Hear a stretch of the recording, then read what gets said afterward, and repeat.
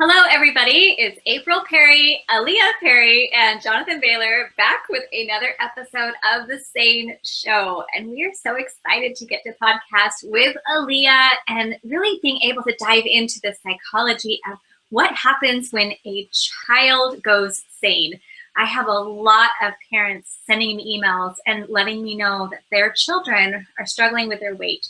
And they're very emotional emails, and I understand the pain that's coming from these children and the parents because we lived through that, so I can completely relate.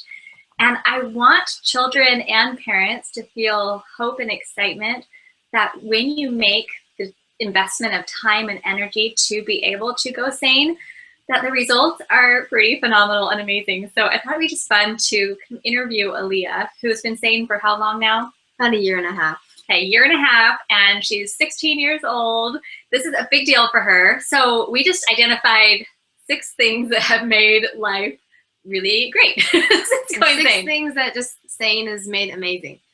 So what's number one? Ready? Shopping for clothes is fun again. I absolutely hated shopping for clothes for about 5 years while I was struggling with my weight. I dreaded going to the store and seeing all the mirrors. I hated being there. And I never wanted to buy any clothes just because I hated how everything looked. So now that I've gone SANE, I don't dread that anymore, and I look forward to finding clothes that will just fit. And you're not afraid of mirrors? Nope, not afraid of mirrors anymore. Well, I think this is such an important topic, April and Aaliyah, and one of the things that I think we do not focus enough on as a society, right? Because we hear, I mean, you pick up any source of news, once a week, we're going to hear something about the childhood obesity epidemic and how the expected heart attacks and cost. And we've got children having heart attacks in their teens. And it's just like, this is crazy. I mean, let's be very clear. Type 2 diabetes used to be called adult onset diabetes, right? And then we changed the name because we're like, oops, you don't have to be an adult to get it when you're surrounded with insanity. But what we don't hear about is the heartbreaking emotional consequences of struggling with overweight, right? Like, we know smoking is bad for us and we would want to protect our children from secondhand smoke all day because we know it does permanent physiological damage. But like, you're not going to struggle to get a date to prom because you smoke, and you're not going to get, harassed in the hallway and not be able to, buy a dress that you love because you smoke. So, obesity is going to give you all the negative health consequences that something like smoking is going to do. Plus, it's got all these psychological ramifications. Exactly. And as a girl, that's really, really hard. I mean, it was, and as a mother, right, of a daughter, that was really hard. And I would take all of my children out on shopping trips and, go try on things at the store. But I think just the main thing I want to emphasize today is that SANE has made it so possible for her to transform her life and transform her body. And I'm constantly amazed now where I'll go to a store with Aaliyah. We go around the store, we're picking out clothes. And now the problem is usually you can't find something small enough for you. And she's finding different clothes. And then as she's trying things on and she's coming out and showing me these different outfits, I'm just seeing how happy she is and how excited she is to try on clothes again. I didn't really realize that was missing from her life before. And we're not even big shoppers to begin with. So yeah. We hardly ever go shopping. But like on the few times that we do, it's just been really happy. It's really fun. So I just wanted to emphasize that that's a really fun point, something that you can look forward to if you're not looking forward to it right now. And it's really important to make those points, April and Aaliyah, because I think so often on the surface, when we think about doing things like going SANE, it's immediately we're focusing on what we're not going to do anymore. Right. Or, like, oh, I can't bake anymore, which actually isn't true. But, right. I'm not going to bring joy to my children anymore by giving them Snickers bars when they come home from school. Yeah, maybe not. But Aaliyah, if you had to trade eating a Snickers bar for how you feel when you go shopping for clothes that you love, I mean, which would you pick now that you've been on both sides? Definitely not the Snickers bar. Absolutely. So I think that that's just something that's really exciting for us, and we want to make sure we're sharing that. Can I go for number 2? Yes. So you're just more confident with your friends and in social life in general. I always had confidence, and I wasn't ever self-conscious about like who I was as a person. I just didn't like how I felt and how I looked. So I just know that I never have to worry about how I look or how I'm feeling. I'm never feeling bad about myself in like social situations. And this has been huge because being 16 years old now, I mean, in our family, you need to be 16 before you can go on a date. And Aaliyah actually has her first date tomorrow night. So, the group's going out together. We're really excited about it. And I feel like Eric is not excited about it. Sorry. Okay. We have to clarify. Her first date with someone outside the family is tomorrow night. Your Mom. first date is when? Tonight. With who? My dad. Yes. I'm so sorry, Dad.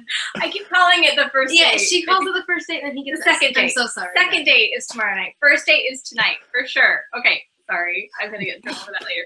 All right. So what's been fun, though, for me is to be able to see her just feeling confident and happy and having such a great group of friends and being able to have this just confidence and joy in being with other people. She's not self-conscious. She's not hiding in the corner. She's not refraining from going to social activities. And so just for me as a mother, watching what's happening with her, super exciting. I'm going to sound like a broken record during this episode, but I think it's important and I think it bears repeating, which is I love that we're celebrating this because, again, I don't know of any insane food that tastes as good as the emotions that you are describing right now. So I mean, that's great. And let me also just make an observation that the second day after you turned 16, you were like, as soon as I turn 16, boom, we're going to make this happen. So I just think that's awesome. What is number 3? I know, so fun. All right. Number 3 is it's easier to move. So I always felt so weighed down, literally, just because I would just have all this extra weight on me and it was hurting my feet and my knees and just it wasn't fun to move around or even just to exercise. Even though I'd been taught that you need to move to get healthy when it just hurt to move and I didn't want to do that to begin with.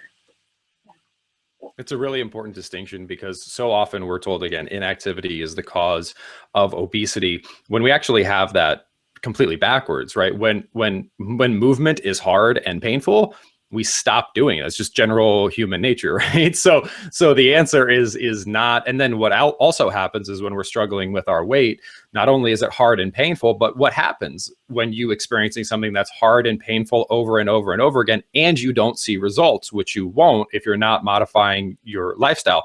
You will be in pain, and then you will have proven to yourself essentially that like movement is bad. So then you get into this self-defeating cycle. And to have that experience when you're a child, I mean, if the ease of movement is an issue when you're 15, can you imagine what's going to be like when you're 65 or 75? So I mean, it's just so important to make those changes early. So I applaud you for doing that. And what I think is also fun is that a lot of the activities that teenagers doing are involving movement, whether it's playing, Just Dance using the Wii, or it's going bowling, or it's going out, Going to a dance. I mean, yeah, she was at a New Year's Eve dance and I was watching her out with her friends, just dancing, having fun. And I just thought, oh man, this could have been such a different scene, right? I wouldn't have been there. You wouldn't have even been there. And, I'll just share one quick experience. So I was there as a chaperone at the dance and I was walking around and there was a slow song that came on. And I thought, I wonder where Aaliyah is. I was looking for her.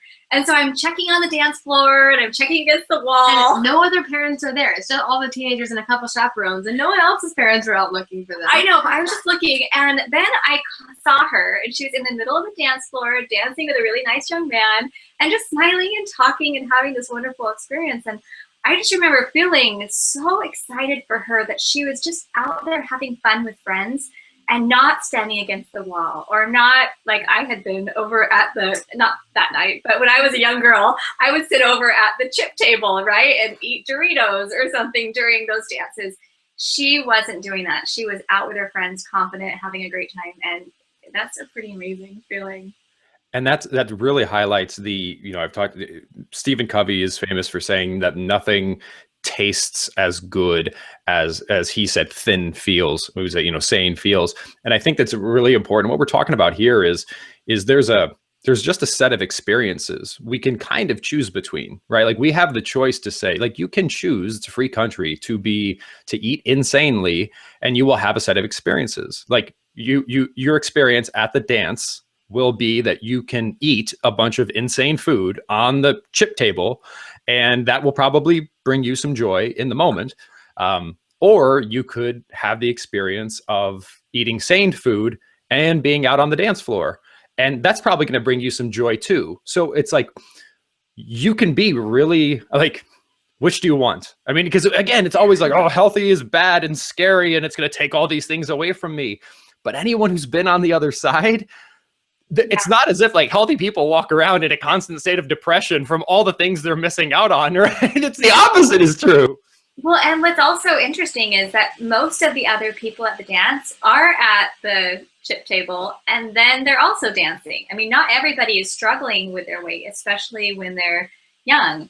But I think what's interesting to note is that if you are struggling, if you're not getting the results that you want, you just need to know what's causing it, because I didn't know what was causing it. And so when we talk about nothing tastes as good as thin feels, well, yeah, but what happens is that you have to make sure that you're not using that as excuse to then just not eat, because that was my problem. I would just not eat. I thought I could either enjoy food or be hungry, and that was the only choice, and that's not true. It's not true at all. In fact, I would argue that individuals who are going sane, let's be very clear, if you go to the objectively finest restaurants in the world serve sane food, right? They don't serve Snickers bars. They don't serve soda. They don't serve Big Macs, and they don't serve French fries or pizza. That's not high quality, delicious. The most delicious food in the world is sane food. We just need to make it accessible to more people. Love that. All right, should we move on to the next one? Yes. All right, the next one is, it's easier to be a leader, and this goes along with having more confidence. I think that I wouldn't want to be in front of people or putting myself out there because I just didn't like how I looked. I think people would just think, oh, what is she going to be able to teach us? And I know you had some examples about this. Yeah, well, just as far as you go, you're concerned? Oh, yeah, well, for me, I mean, I was in 7th and 8th grade. That's when I really was struggling with my weight. And I didn't want to run for student council. I didn't want to ever do anything that would put me out there. I just felt really embarrassed about myself. And now, once I lost weight through not eating, I was slender. So then I did have more confidence, where I started running for student council, and I was very involved because I felt good about my outside appearance, but it came at a cost. And the cost was that I had to count what I was eating, count all my calories, and I had to be hungry a lot and basically starve myself. And so looking back on that, I'm thinking, well, I'm glad I got to be involved in a lot of leadership opportunities that helped me get into college, right? And all these things that were wonderful about those experiences. But the cost was really high for me, and I ended up paying for it much later as those bad habits continued, and I thought I always had to starve myself. And I contrast that with Aaliyah, who is eating sanely, who's naturally slender, who's healthy, and she's very, open to leadership opportunities and putting herself out there. And I wish I could go back and do what she's doing now. And I think it gives a lot of hope and inspiration for parents to hear these stories, because while my wife and I haven't been blessed with the opportunity to be parents yet, I know it's not easy to do what we're talking about. Like, I think all of us can acknowledge that we live in an insane society. So this isn't easy, but the reward is so huge. Like what you're talking about, right? I mean, like, think of the butterfly effect of maybe the young man or young woman that gives you a second look in the hallway because you're carrying yourself with more confidence, that you end up going out and doing it, and like maybe that completely changes the trajectory of your life. Maybe taking that student council position helps you to meet someone who then gives you an internship, and your whole trajectory of your life is changed. So it's like, yes, this is not as easy as just putting a toaster pastry in the toaster oven. And it's not just as easy as going through the McDonald's drive-through, but it is so worth it, it seems. Yes, absolutely. All right, number 5, ready? Yeah. You never need to go hungry or feel guilty about not being hungry. This is a huge life changer for me, just because we both use our calorie counting apps a lot. And we were thinking, hey, you have to be hungry if you want to lose weight. That's just the way it goes. But after going sane, we realized that's not what you have to do anymore. And I think that this is just a gift that you get to give your children. I mean, I feel like this is one of the biggest gifts I've been able to give my children, is instead of encouraging them not to eat, instead of saying, Aaliyah, I think you should take a smaller lunch, or now dinner's over, don't come back in the kitchen. Or don't have dessert, you're okay, dessert. Yeah, all the things that I used to say to her to try to be helpful, right? I was trying to help. Now I get to make sure that all of my children know that you don't ever have to intentionally starve yourself. And And the thing is that I know there are so many parents out there who are signing their children up to work with personal trainers at the gym, who are putting their kids on calorie counting type diets, try to help their children lose weight. I know this is happening because I'm hearing from these parents, and there's books we read about the same thing. But I feel so excited and so empowered as a parent to make sure my children know that they never have to be hungry. It's an incredibly important distinction to make, April, because I think your experience, as you mentioned, is fairly universal in the modern day and age, which is, why we're here to try to reverse that. And that is this idea that healthy equals hungry, and that those things have to go together.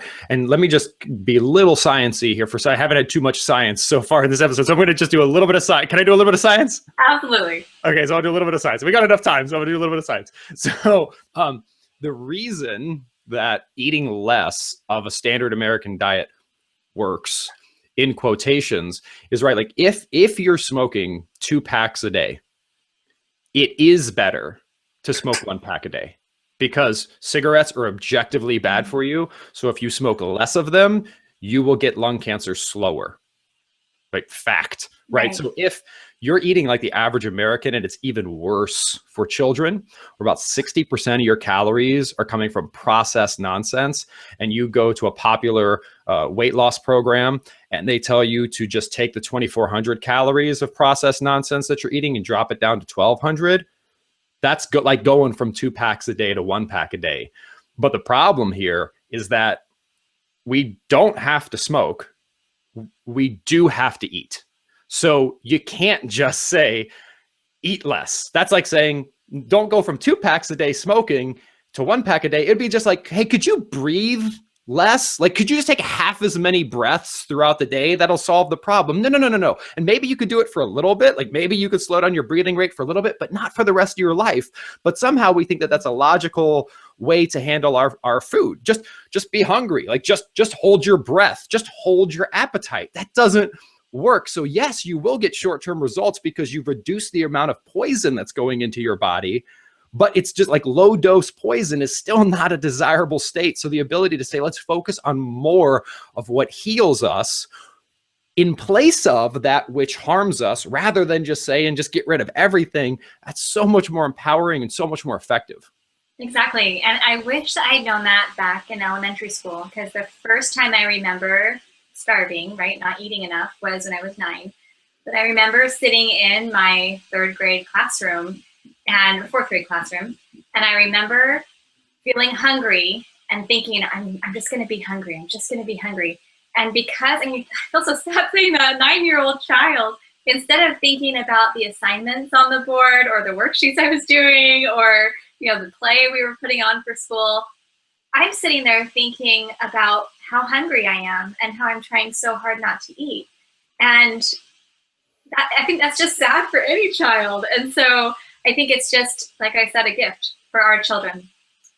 So, okay, you ready for number 6? Yes, life just feels happier in general. I can't imagine where my life would be without just being sane, because just the quality of my life is so different from what it used to be. And I just have to add a little bit here, because I really see it from the outside. Aaliyah's always been a happy girl. She's always been very solid. She knows who she is. She's always cared about other people. And, we've had a wonderful relationship for her whole life. But what I've noticed is now that she's saying, there's this extra little lift to her, where when she finds something funny and she wants to share, her sense of humor has come out a lot more. She's really fun with her friends. She just has this air of more confidence and joy in general. And I see that in her. I see how happy she is, and she's not hungry. So she's not, sitting there starving herself, because you're not thriving and happy when you're hungry. And I just feel like seeing how happy she is because she's made this choice to eat a sane diet, to really put this as a priority. And it's been a year and a half. Aaliyah's solid. For her birthday breakfast this morning, we made her these coconut flour cookies that have xylitol in them, and they're good, right? We would usually just do candy for breakfast. So I used to do candy for breakfast with the kids, or, have something with a whole lot of sugar. And it's really fun that we have now new options, and she sticks with it because it really makes her happy. And that's such an important point to close on, because everything that all the excuses that we're going to give ourselves, right? Like, oh, it costs too much. It takes too much time. It's too difficult, right? What do we spend our money on? We spend our money on things that we think are going to make us happy. What do we spend our time on? We spend our time on things that we think are going to make us happy. Now, let's be very clear. For the first 6 weeks where you were going sane, I bet you weren't feeling the way you're feeling right now. Like, I bet it was a little bit rockier, and feel free to correct me if I'm wrong. But what I think this is so powerful for people to understand is, it's just like, you've been trying the alternative. You've been trying yo-yo dieting. You've been trying calorie counting and struggling with that for like 40 years, if you're an adult, or ever since you can remember, if you're a child. And that's never going to get easier, and it's never going to make you feel happy, and it's still hard. Right. So you can kind of choose to spend your money and your time on things that are going to make you maybe happy for a moment and then like sad and lethargic long term. Or if you just give it like 6 weeks, 12 weeks, you're 18 months into it now, but you're good like for the rest of your life. You're happier for the rest of your life. We go to college for 4 years to get like a degree, which may or may not be useful. If you spend 6 months doing this, it will change the rest of your life, guaranteed. I mean, I think that's a pretty good investment. Yeah, no, 100%. I mean, anything you want to say on that? Just get past the first couple months. I know the first couple months I was kind of frustrated because I didn't see results right away. I definitely felt better. I just didn't see the immediate results.